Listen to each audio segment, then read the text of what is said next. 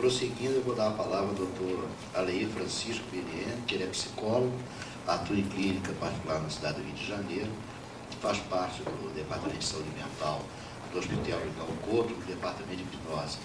É membro fundador e conselheiro da AME Rio, é conselheiro da Casa Espírita Livre de Passabu e é membro fundador da Sociedade Brasileira de Terapias de Vidas Passadas e trabalha como terapeuta de vidas passadas. Com a palavra, doutor Aleir.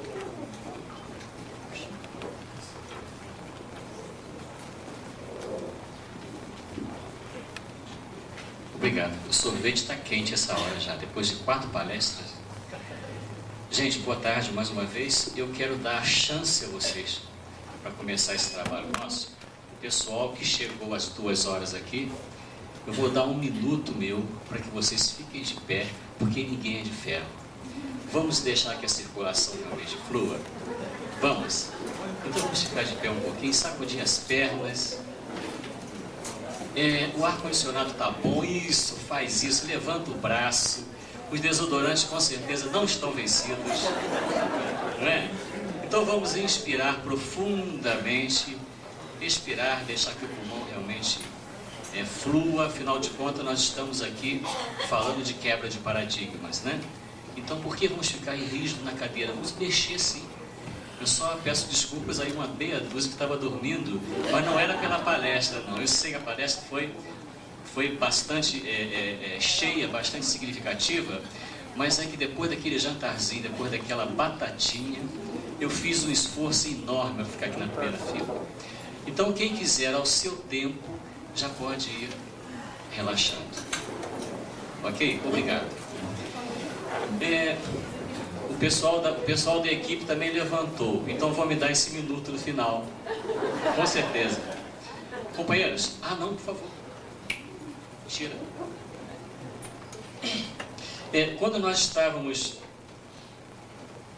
preparando para vir ao congresso, convidamos um amigo nosso e gostamos muito dele. São poucos amigos que nós gostamos muito, né? A gente fala assim, tem tanto amigo, eu adoro, conversa fiada. Se a gente começar a olhar direitinho, tem pouca gente que a gente gosta mesmo. E esse que nós gostamos, nós queremos que eles estejam junto conosco onde nós estamos. Aí fomos procurar esse amigo. Aí ele falou assim, congresso? São Paulo? Feriado? Beline, esse negócio de congresso é para esse pessoal que quer aparecer.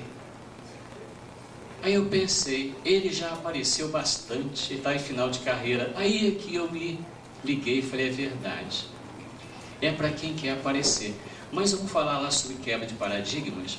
Eu vou mostrar para ele depois na fita que eu não fui aparecer. Eu fui mostrar pessoas que precisam aparecer. Então o colega aqui já colocou logo antes que eu pedisse, já apareceu, mas eu acho que ninguém viu. Com certeza. Então agora eu queria homenagear algumas pessoas, alguns nomes, que poderão ser até conhecidos de vocês todos. Coloque toda, por favor. Aqueles que ainda não conhecem, não vou deter muito aqui, é somente para fazer uma homenagem mesmo. É um tributo aqui àqueles que foram meus mestres e terapeutas. Todas essas pessoas tivemos contato direto como mestres e ou terapeutas, ou alguns deles as duas coisas. Então, Dr. Lívio Túlio Pincherli parece-me que é alguém bastante conhecido na cidade de São Paulo.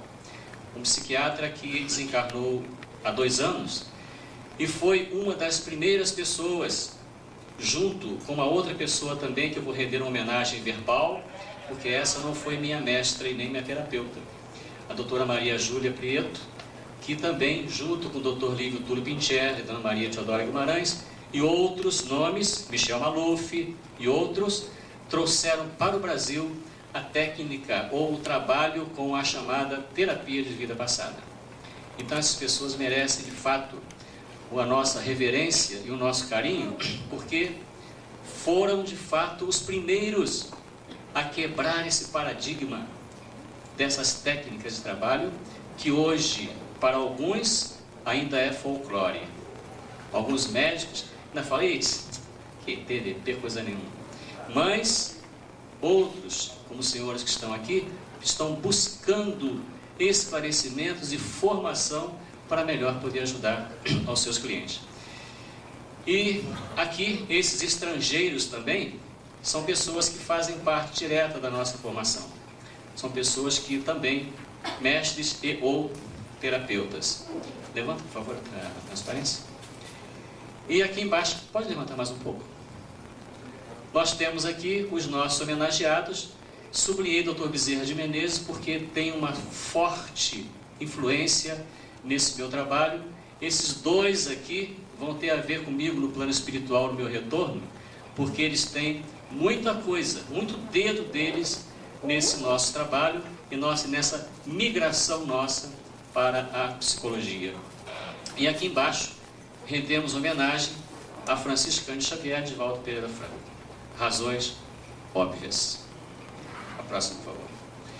Então, dentro desse trabalho, acho que esqueci alguém ali, não? É mesmo.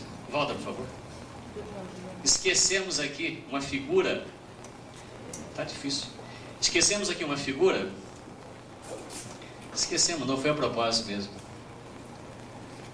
Dr. Jorge Andréa dos Santos. Essa figura é um obsessor encarnado nosso, daquele dos bons. Aqueles que pega mesmo o telefone e cobra. E aí, como é que faz? E manda cliente e fala assim, depois a gente conversa sobre isso.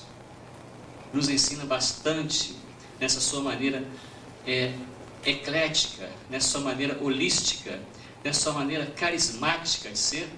Ele traz para nós e tem trazido muita oportunidade de trabalho e muito incentivo. No final do ano passado, na palestra da Associação Médica Espírita, no Rio de Janeiro, o encerramento da palestra, ele abriu um parênteses e falou 5 minutos. O tema era sobre regressão de memória. Ele abre o parêntese, aí fala, elogia todas essas pessoas que trabalham com terapia de vida passada, e depois ele fala assim, aqui no Rio já temos um grupo. E o grupo está trabalhando com o CIREI, falou, fez aquela divulgação toda, e depois ainda chegou assim, apontou para nós e falou assim, e o chefe está ali, olha que coisa. E não havia grupo, não havia nada disso ainda. Havia embriões. 3 meses depois, o grupo teve que aparecer, porque ele abortou esse grupo. E esse grupo apareceu, e nós vamos mostrar para vocês aqui, porque isso está dando a segunda. Está dando fundamentação teórica ao trabalho que nós queremos apresentar para vocês. Então surgiu esse grupo no Rio de Janeiro, chamado Grupo de Pesquisa e Divulgação em Terapia de Vida Passada, com o objetivo, já naquele momento lá atrás, contribuir para a medicina do terceiro milênio. Então, quando vimos o tema do congresso, eu e o Henrique, que é um companheiro do grupo, e mais 2 pessoas, mais 3 pessoas, aí nós achamos graça, né? Falamos assim, interessante, isso aqui está dos estatutos nossos, em esboço, e o congresso já nos convida com esse tema, contribuindo para a medicina do terceiro milênio. Então achamos que era oportuno mostrar para vocês que essas coisas, quando estão acontecendo, não acontecem soltas.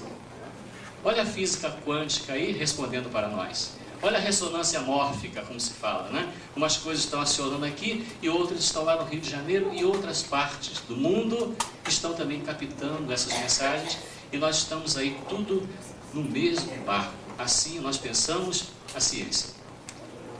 E dentro desse pensamento da terapia de vida passada, que é toda a fundamentação, como disse para vocês, a proposta do nosso trabalho, nós trouxemos ainda uma colaboração do nosso Dr. Bezerra de Menezes. É em cima mesmo, olha para a tela. Levanta um pouco, por favor. Onde ele diz assim, a terapia de vida passada é conquista muito importante recentemente lograda pelos nobres estudiosos da ciência das almas. Como ocorre com qualquer terapêutica, tem os seus limites bem identificados, não sendo uma panaceia capaz de produzir milagres. Em grande número de casos, os seus resultados são excelentes, principalmente pela contribuição que oferece na área das pesquisas sobre a reencarnação entre os cientistas. Libera o paciente de muitos traumas e conflitos, propiciando a reconquista do equilíbrio psicológico para a regularização dos erros pretéritos, sob outras condições. Mesmo aí, são exigidos muito cuidado dos terapeutas, bem como o conhecimento das leis do reencarnacionismo e da obsessão, a fim de ser levado a bom termo o tratamento nesse campo. Levanta, por favor. Ainda devemos considerar que cristalizações de longo período no inconsciente não podem ser arrancadas com algumas palavras em induções psicológicas de breve duração. Neste setor, além dos muitos cuidados exigíveis, o tempo é fator de alto significado para os resultados salutares que se deseja alcançar. Dr. Bezerra de Menezes, do livro Loucura e Obsessão, ditado pelo espírito Manuel Filomeno de Miranda, psicografia do Divaldo Pereira, primeira edição, FEB, questão 91. Essa já basta para que eu possa trazer para vocês o tema que nós estamos nos comprometendo. Por favor. Aqui eu vou mostrar para vocês, e quem quiser pode copiar sem problemas, porque isso aqui é técnico, bem em cima, assim, olha para a telinha, tá? Nós chamamos do diagrama do TVP.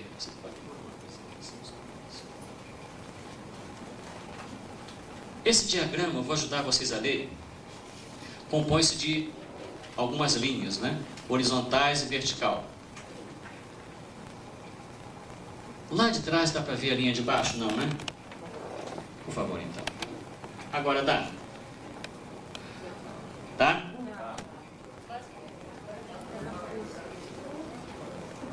É porque o nosso retro aqui não está retro, ele está assim. Então aqui, para que nós possamos acompanhar, temos aqui uma linha horizontal. Essa linha está representando a linha da vida. A hipótese é que nós nascemos num ponto qualquer, no momento do existir, vivemos tendo algumas vivências aí para trás, não sabemos quantas, nem estamos interessados em saber quantas, e viemos na linha da vida até o momento atual do nascimento.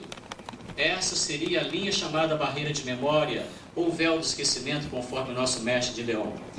E esse ponto aqui significa o momento aqui e agora, o momento presente nosso. E é nesse momento presente que nós trazemos aqui as nossas questões, problemas, as nossas queixas, as nossas patologias, as nossas psicopatologias. E são exatamente aqui, nesse espaço psicológico, que nós buscamos ajuda e precisamos ser tratados.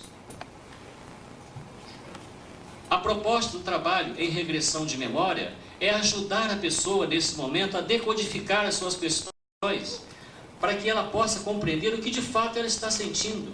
Porque às vezes a pessoa diz, estou deprê, né? Até moda, né? Estou deprê, deprimida, eu estou com síndrome do pânico, eu estou sentindo isso, aquilo e aquilo outro, eu estou com tais e tais fobias.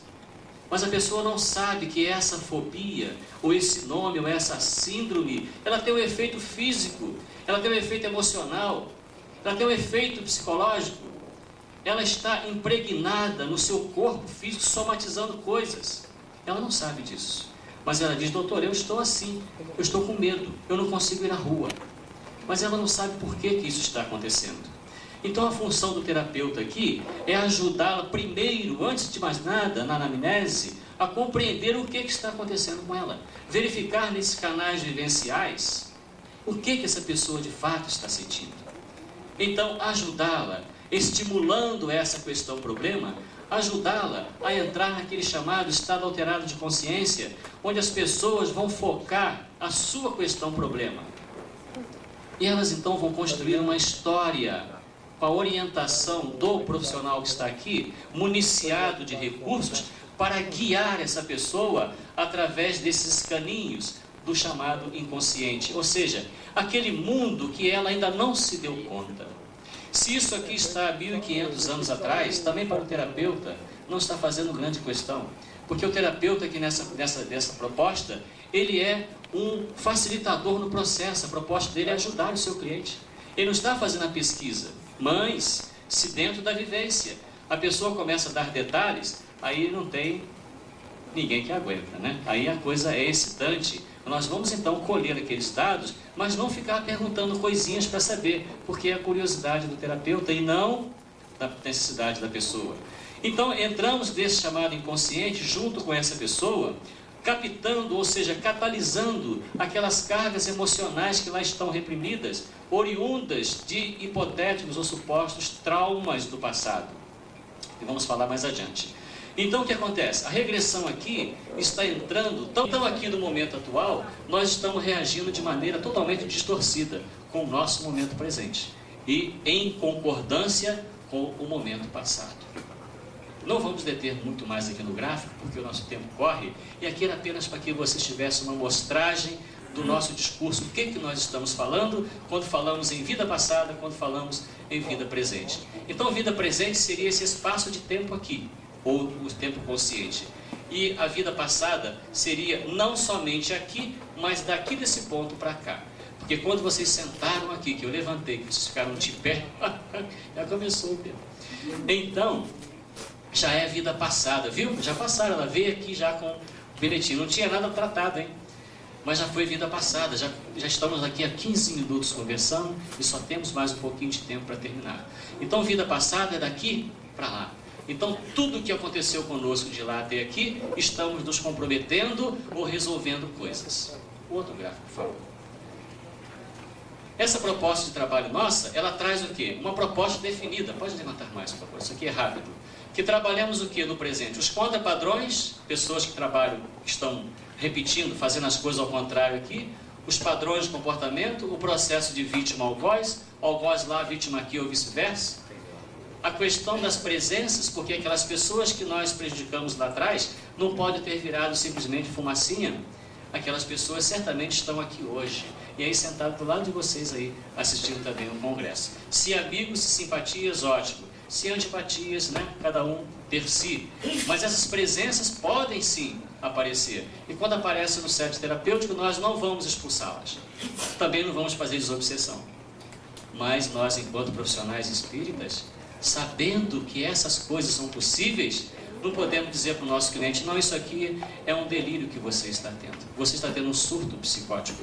E pegar essa pessoa, botar a camisa de força e levar para a clínica, ou dar Aldol na veia e deixar ele impregnado no vigia-balão lá na clínica, como vocês conhecem muito bem como a coisa acontece. Então, se nós conhecemos isso, nós vamos encaminhar essa pessoa para o tratamento, sim, numa casa espírita bem orientada. Ela não é obrigada a ir. Lá no hospital, tem fila de 22 mil pessoas esperando, né? Então, aquelas que já estão em atendimento, que aparecem esses casos, em que casos aparecem, então nós indicamos para as casas espíritas que nós conhecemos mais próximas dessas pessoas. Aí algumas falam assim, doutor, eu vim aqui porque eu quero um remédio para eu ficar bom. Isso aqui não é peixe não, mas é assim mesmo que eles falam. Eu quero ficar bom, entendeu? Agora eu vim aqui para fazer negócio de macumba não. Só mandou para aquele lugar lá, aí cheguei lá, senti um negócio ruim, eu entrei, sentei lá, aí o homem veio e me olhou assim, se eu estava com encosto, dei uma sacudida, ele deu uma bufada, e eu saí de lá com o cabelo assim em pé, quem tem, né? E ele disse, eu não tenho. Então ele falou assim, eu não quero esse negócio não, eu sou desculpa, mas eu quero é remédio. Parabéns para os laboratórios, né? Mas nós temos o direito, pelo menos, de informar essas pessoas que tem uma forma de elas tratarem das suas almas doentes e não dos seus corpos somente. E a proposta principal é essa modificação de hábitos, costumes e valores, dando ênfase, principalmente aqui, na chamada transformação de caráter, essa parte que está em cima aqui. Tá? A outra, por favor. Para fundamentar um pouco mais esse trabalho nosso, ouvimos muito sempre a pergunta, mas será que o Espiritismo está de acordo com isso? Olha lá o que nos diz o mestre de Leão, a primeira. Integrado na vida corpórea, o espírito perde momentaneamente a lembrança de suas existências anteriores, como se um véu os ocultasse. Não obstante, tem às vezes uma vaga consciência, e elas podem mesmo lhe ser reveladas em certas circunstâncias com fim útil, e jamais para satisfazer uma curiosidade vã, questão 399 do Livro dos Espíritos. Levanta um pouquinho, por favor. E temos aqui o Dr. Inácio Ferreira, que já foi citado hoje na palestra do Dr. Nubo Facuri, onde ele diz assim no livro Psiquiatria e Face da Reencarnação: 70% das tragédias humanas, mormente as angústias, os desesperos ou essas afinidades que separam ou aproximam as criaturas entre si, somente podem ser explicados com a reencarnação. Psiquiatria, psiquiatria. Ainda não percebe o marulhar da fonte da reencarnação. A próxima, por favor.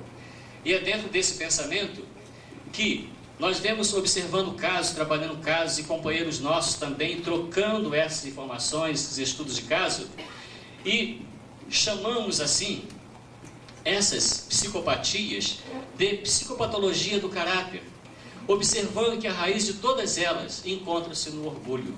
O orgulho seria aqui o tronco daquela árvore frondosa E cada uma dessas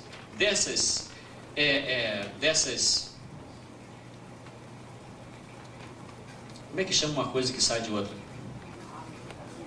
Ramificações, obrigado. Árvore ramificação, obrigado, Henrique. Cada uma dessas ramificações aqui seria exatamente os galhos dessa árvore frondosa, onde em cada reação que nós temos, seriam desses galhos que estivessem assim, mais protuberantes, precisando de serem podados. Então o que nós observamos é que, por exemplo, na depressão, na maioria dos casos, eu poderia dizer até que 100% dos casos de depressão, pelo menos na nossa experiência clínica, são pessoas que são prepotentes sem se dar conta disso. Pessoas que têm os seus desejos não satisfeitos. E elas começam então a se colocar numa situação de vítimas. Então, coitada, a outra é feliz. Olha lá, o vizinho comprou um carro, né? Mas também o carro dele, a roda lá, como é que é o friso do pneu dele novo? O meu pneu careca do meu Fusquinha velho nunca derrapou. Para que gastar dinheiro com o pneu daquele? Enfim, coisas assim. Então, o depressivo, ele se coloca, no final, numa situação de vítima, para que a humanidade preste atenção nele. É um SOS, por favor, estou aqui, você que é feliz, me veja. Esses casos aqui, epilepsia, nós observamos alguns casos, onde, e colegas também vêm trabalhando isso, onde a história pregressa dessas pessoas, ou seja, a história lá de vida anterior, como vocês viram no gráfico, apresenta caráter das pessoas de sedutores, aquelas pessoas que lá atrás foram pessoas muito agressivas e construíram muitos comprometimentos e trouxeram aqui para o presente ainda aquele traço de caráter de manipulador. Aquele sujeito, quando a coisa não está do jeito que ele quer, aí ele tem um ataque epilético. Vocês já observaram isso? Na próxima anamnese que vocês forem fazer, pergunte, escuta, quando ele tem esses ataques, não faz mal que seja pequeno ou grande mal, né? Porque o pequeno mal é a aproximação possível dessas presenças lá do passado. O chamado grande mal é a incorporação mesmo. Pega o sujeito na rua, bota no chão, baba. Então existe todo o processo de convulsões, que aí vocês que são médicos compreendem muito mais que eu, essa parte neurofisiológica, que a pessoa acaba somatizando mesmo ali na sua fisiologia, então contrariou daqui a pouco, ou então no dia seguinte ele tem um ataque, né? Atendemos um rapaz que toda segunda-feira quase ele dava o chamado ataque epilético, né? Então fomos verificar direitinho, é porque ele tinha um irmão, que era um irmão muito bonito, um irmão muito bacana, que ia para o baile, dançava, as meninas todas queriam ele. O irmão era mais novo que ele, olha que chato, e ele não ganhava ninguém. Então ele vinha para trás, aquela noite ele não dormia, ele ardia de ódio. Segunda-feira, olha ele lá, chamando a atenção de todo mundo lá com o ataque epilético dele. Era incrível, só tinha ataque epilético segunda-feira, para começar bem a semana. Nos casos das esquizofrenias, esse caso não são casos pessoais. Essa citação aqui vem de pessoas que trabalham com esquizofrênicos ou psicóticos dentro do processo regressivo. Eu não tenho experiência com esses casos, mas são casos contados e catalogados pela nossa doutora Maria Teodora Guimarães, e ela mostra esses traços de personalidade aqui e diz que em todos os casos que ela pesquisou, é aquele algoz lá de trás que se deu mal, né? E todas essas pessoas trazem traços de personalidade paranormalidade, ou seja, são médios mesmo, são espíritos mesmo que estão ali em cima do sujeito, levando ele para as clínicas psiquiátricas, para ser internado, para tomar o Aldol mesmo, porque é aquele algozinho do passado lá que não deu mole para ninguém. A outra, por favor. Essa linguagem que eu estou usando assim é porque eu não sei falar muito bonito mesmo. E depois é assim que o nosso inconsciente entende. Porque o terapeuta de vida passada, que começa a falar muito bonitinho, não leva ninguém à regressão.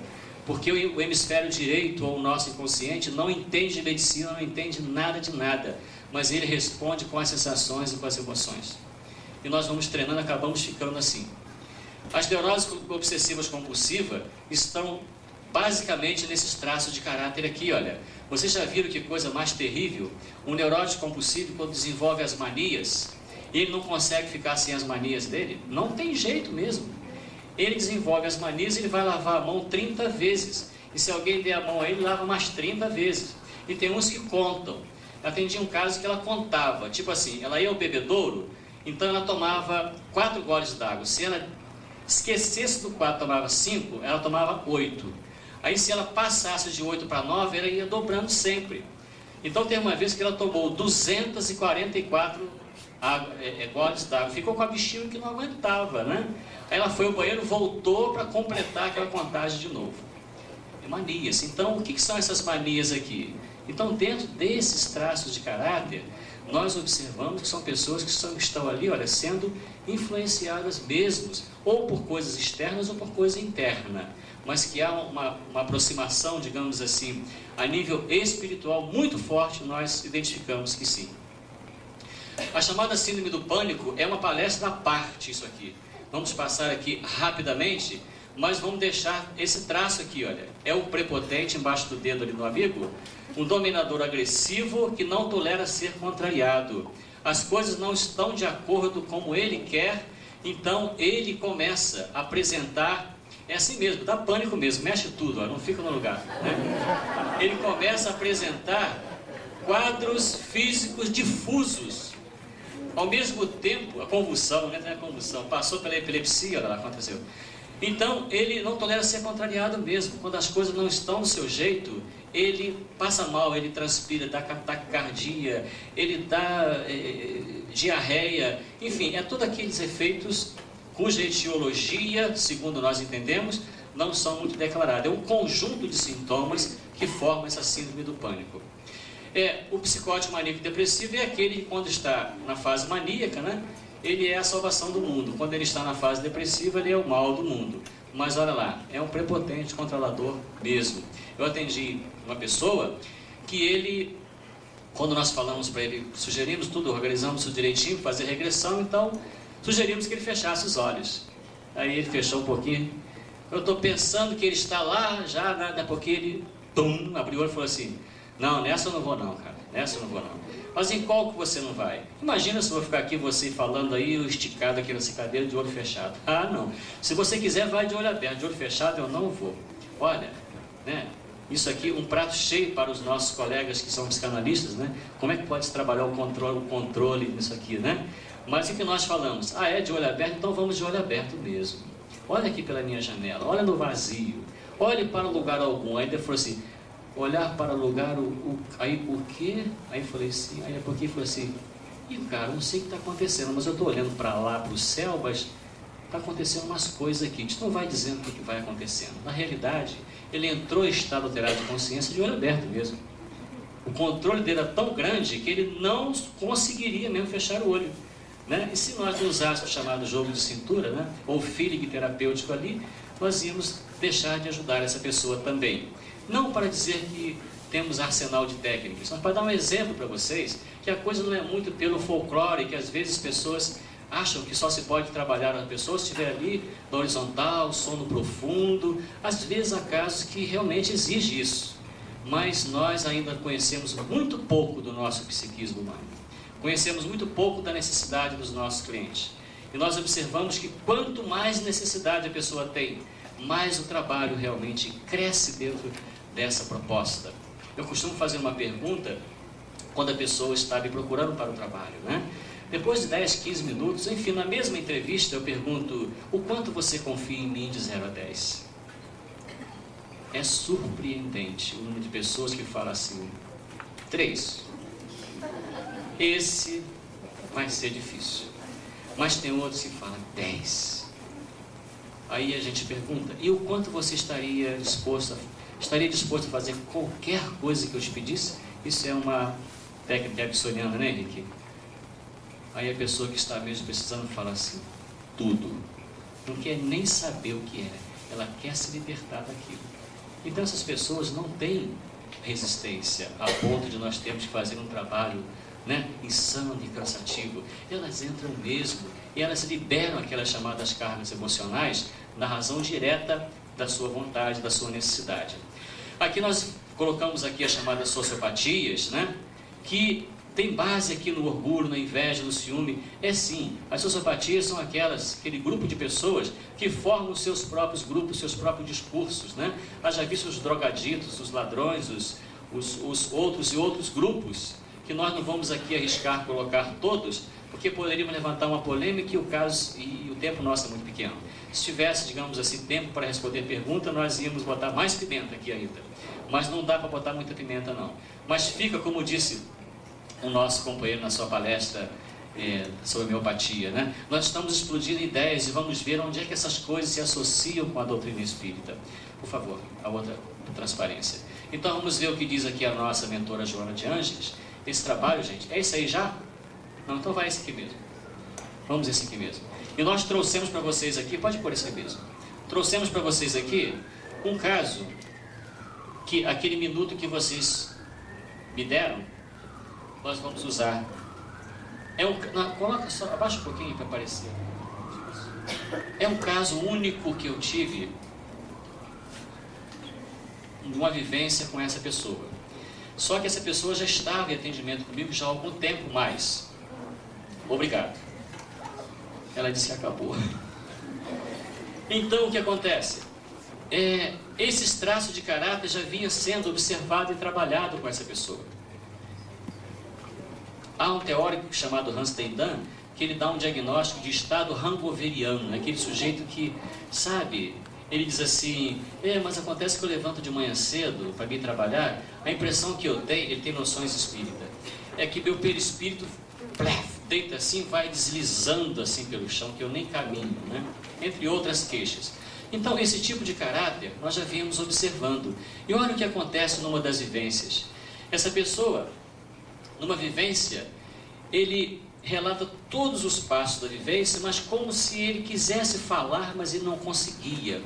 E nós tivemos até a ideia que ele pudesse ser mudo, mas a gente não deve perguntar isso, porque você é mudo, estamos induzindo, né?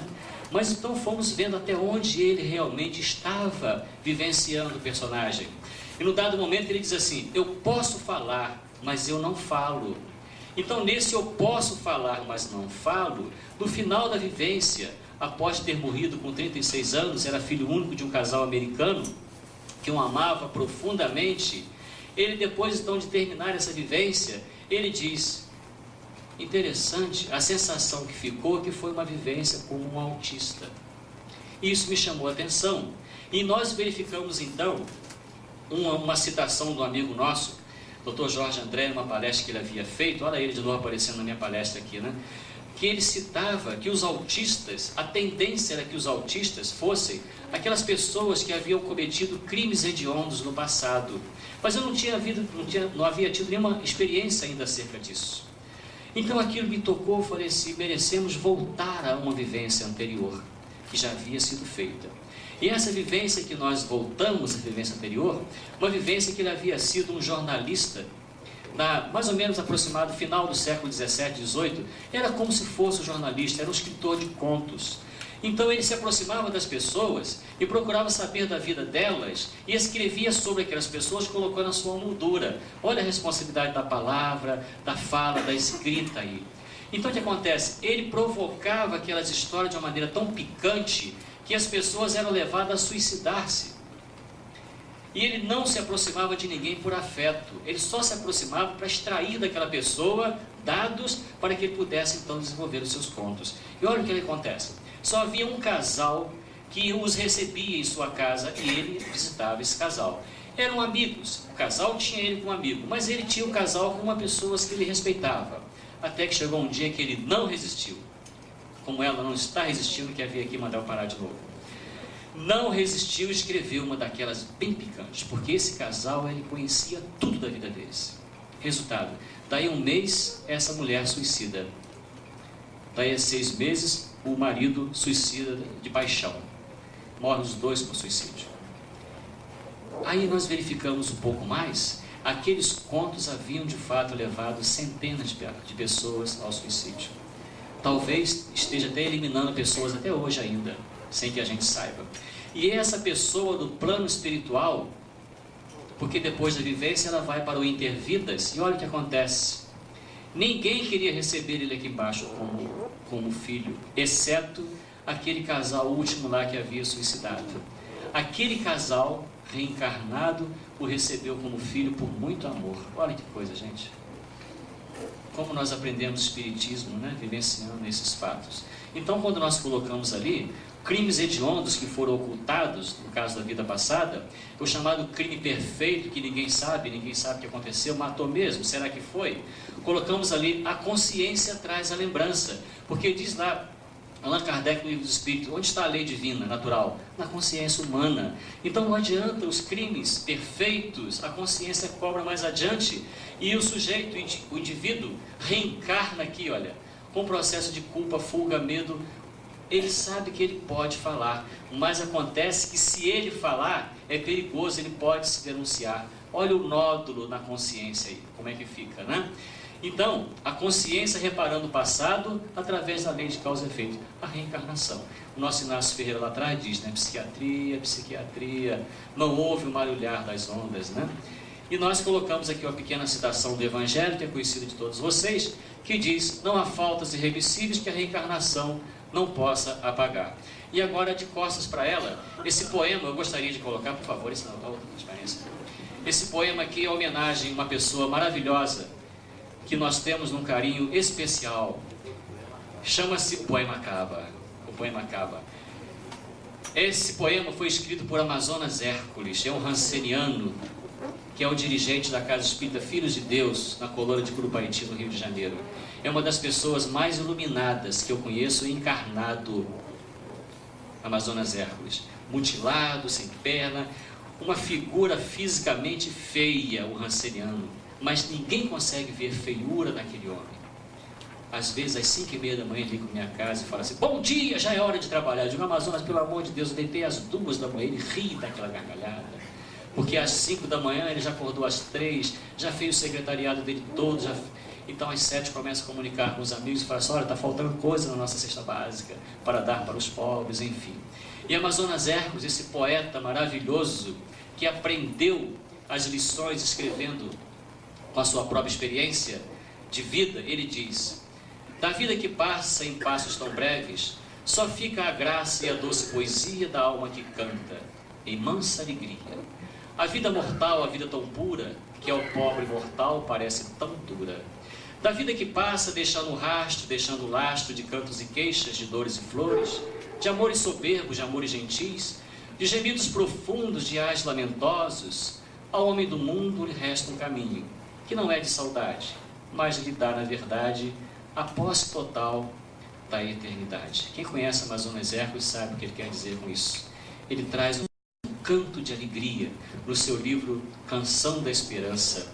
E quem olha para aquele homem desavisado sente tristeza, mas olha a alma que está ali trazendo para nós informações da nossa trajetória, consciente de que nós estamos passando por aqui muito rápido. Então parece que não vale a pena nós escondermos as nossas coisas, cometermos aqueles crimes, porque com certeza estaremos levando essas patologias para frente. Muita paz para todos. Obrigado.